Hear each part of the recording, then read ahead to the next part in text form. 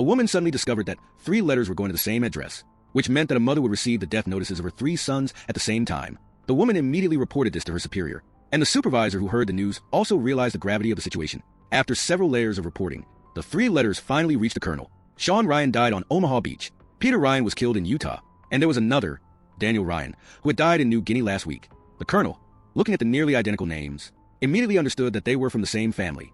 One could imagine how desperate their old mother would be when she received the news. But it seemed that fate had left a glimmer of hope for this family. The youngest brother of the 3 who sacrificed themselves had parachuted with the 101st Airborne Division, somewhere in Normandy the night before the beach landing, but it was unclear if he was alive or dead. The general who heard the news immediately asked if there was any way to contact the 4th brother, James. However, everyone's answer was surprisingly consistent, which was that because they had parachuted in too deeply, they were scattered across the battlefield. To be precise, James's squad had already dispersed, and even if he landed safely, it would be difficult to find him, let alone determine if he was still alive. If a rescue team were sent, they would also fall into the hands of the Germans, and the best option at this time was to wait until the war ended and face reality.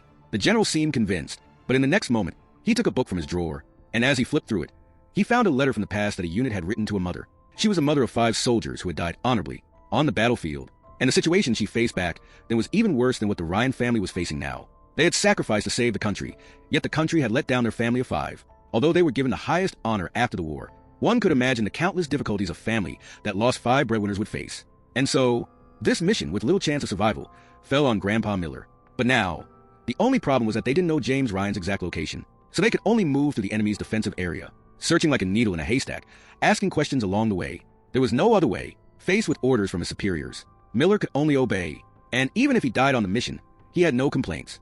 That was the spirit of Grandpa Gump, and that spirit would be carried on by his descendants 20 years later. Miller then gathered 7 brave brothers, and to make it easier to infiltrate the German-occupied zone, he also chose a soldier who couldn't even hold a gun but was proficient in French and German. Once everything was ready, the mission called Saving Private Ryan began. But was it really fair to trade 8 lives for the safety of 1 soldier?